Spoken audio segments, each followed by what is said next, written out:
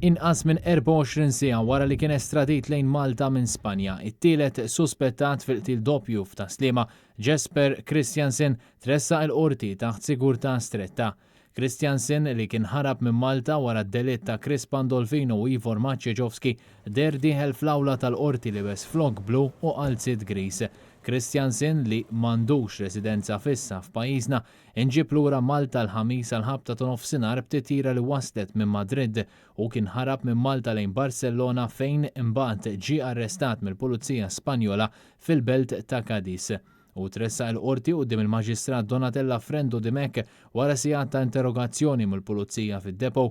Christiansen ġie mixli li fit-18 ta' Awwissu li għadda għal-ħabta tal-10:15 ta' filgħaxija ikkawża l-mewt ta' Pandolfino u Maciejowski f'Taslima u kien akkużat ukoll b'serq ta' ġojellerija li juża karozza misruqa, ikkommetta serq ta' pjanċi u li kellu fil-possess tiegħu arma mingħajr il-permess tal-Kummissarju tal-Pulizija. Id-Daniż li għandu 30 sena wieġeb mhux ħati tal-akkużi miġjuba kontrih iżda se jinżamm arrestat.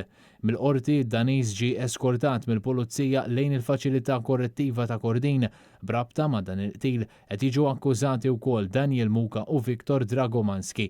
Għal Christiansen der l-avukat Stefano Filletti fil-waqt li l-avukati Joe Giglio u Roberta Bonello deru bħala parte ċivili għan-nom tal-familjari tal-vittma. Il-prosekuzzjoni tmexxiet mill-avukat George Camilleri mill-Uffiċċju tal-Avukat Ġenerali mejjun mis-Supretendent James Gregg u l-Ispettur Jonathan Ransley.